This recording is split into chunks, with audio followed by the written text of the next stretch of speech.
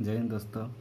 आज की इस वीडियो में हम लोग इफ़ एल्स इफ़ स्टेटमेंट के बारे में पढ़ेंगे। ये इफ़ एल्स इफ़ स्टेटमेंट क्या होता है, देखिए ये भी एक कंडीशनल स्टेटमेंट है। इसमें होता क्या है कि in if else if statement, if a condition is true then the statement define in the if block get executed. मतलब कि अगर इफ ब्लॉक के अंदर का कंडीशन ट्रू होगा तो उसके अंदर का स्टेटमेंट एक्सिक्यूट करेगा। Otherwise if some other condition is true then the statement defined in else if block will be executed. मतलब अगर पहला इफ का कंडीशन ट्रू नहीं होगा, किसी और इफ का अगर कंडीशन ट्रू होता है तो वहाँ पे जो भी हमारा स्टेटमेंट डिफाइन किया गया है वो हमारा एक्सिक्यूट कर जाता है। ठीक है। And if none of the condition is true then the statement define in the else block will be executed.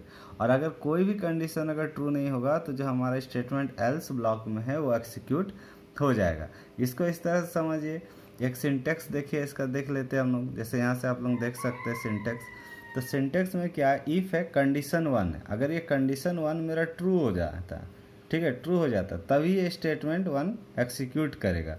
अगर ये ट्रू नहीं होता है तब इसको चेक करेगा। ठीक है। और अगर ये ट्रू हुआ तो इसको एक्सिक्यूट करेगा, तो नीचे किसी को भी चेक भी नहीं करेगा। ठीक है। तो इससे एक्सिक्यूशन टाइम मेरा बचेगा।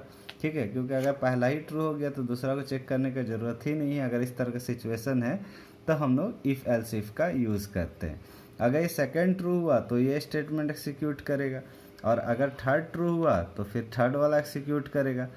ठीक है, थर्ड स्टेटमेंट एक्सिक्यूट करेगा। इसी तरह इसका कोई कंडीशन का लिमिट नहीं है कि 3 ही कंडीशन लगेगा या 4 ही कंडीशन लगेगा। अप टू n कंडीशन तक लगा सकते हो। डिपेंड करता है आपका प्रोग्राम पे।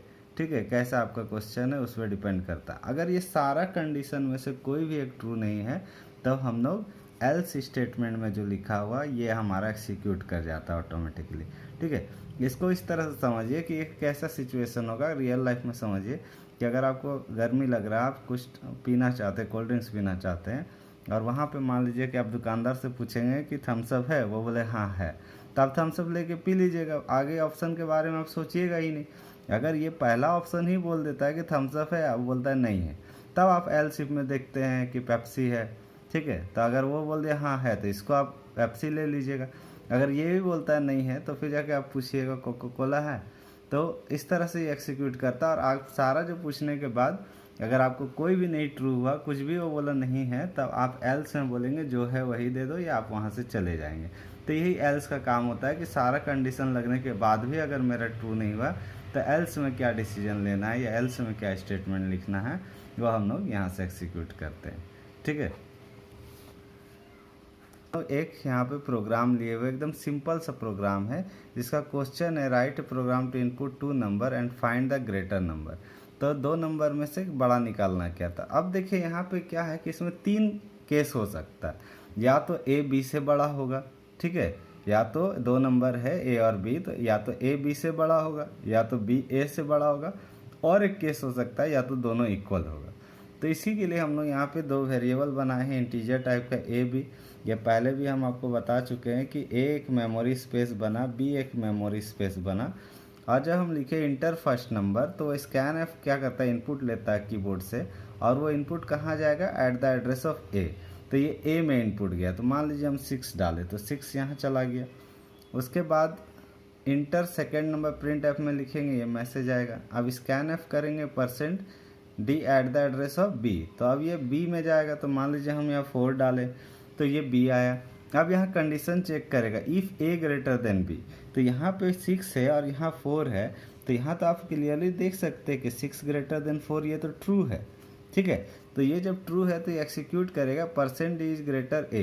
तो ए का जो वैल्यू है यहाँ रिफ्लेक्ट करेगा, मतलब ये 6 जो है यहाँ रिफ्लेक्ट करेगा, और आउटपुट हमारा क्या आएगा, आउटपुट हमारा आएगा 6 इज ग्रेटर नंबर। ठीक है, ये इस केस में आएगा। लेकिन अगर हम लोग यहाँ पे क्या करते, इंटर फर्स्ट नंबर में 6 डाले, लेकिन इंटर सेकेंड नंबर में अगर 9 डाल देते, ठीक है, 9 डाल देते, तब क्या होता कि ए ग्रेटर देन बी है, तो देखिएगा 6 ग्रेटर देन 9, तो ये तो हमारा फॉल्स होता है, फॉल्स होता है। तो ये जब फॉल्स हो गया तब हमारा ये कंडीशन जब फॉल्स होता है तो एल्स इफ में देखेगा ये, ठीक है। यहाँ पे जाएगा और ये जब ये कंडीशन फॉल्स हो जाएगा तो एल्स इफ में देखेगा, देखा बी ग्रेटर देन ए है, तब बी का वैल्यू हमारा 9 है और ग्रेटर देन 6 है, ये ट्रू हो गया हमारा, ठीक है। तो ये जब ट्रू हो गया तो ये कंडीशन ट्रू होने के बाद percent d is greater b, तो बी का वैल्यू हमारा कितना है 9, तो यहाँ पे लिख देगा परसेंटेज के जगह बी का वैल्यू जो कि 9 है। तो इस केस में हमारा आउटपुट क्या आ जाएगा, हमारा आउटपुट आ जाएगा 9 इज ग्रेटर नंबर, ठीक है। इस तरह से आ गया। और अगर हम लोग इनपुट फर्स्ट नंबर है, अगर एक केस और ले लेते हैं कि अगर ए का वैल्यू में हम लोग यहाँ पे मान लीजिए कि 6 ही डाले हैं और बी का वैल्यू को हम लोग फिर से ले लेते हैं, बी का वैल्यू को भी 6 ही डाले, तब यहाँ पे देखेगा कंडीशन ए ग्रेटर देन बी होता है, तो ए जो है 6 ग्रेटर देन 6 नहीं होता, ये फॉल्स है, ठीक है। फिर एलसीएम में देखा बी ग्रेटर देन ए, तो बी का वैल्यू भी 6 है, ए का वैल्यू भी 6 है, देखिए हम यहाँ 6 लिए, तो 6 ग्रेटर देन 6 ये भी फॉल्स है, तो दोनों ही कंडीशन फॉल्स हो गया। तो एल्स में जाएगा बोथ नंबर, जब दोनों ही कंडीशन फॉल्स होने के बाद बोथ नंबर और इक्वल दिखाएगा और हमारा आउटपुट आएगा बोथ नंबर्स आर इक्वल का, ठीक है। तो इस तरह से ये इफ एल्स इफ काम करता है। होप आप लोगों को ये समझ में आएगा। Thank you. अगर समझ में आया तो मेरे वीडियो को लाइक कीजिए, चैनल को सब्सक्राइब कीजिए। Thank you.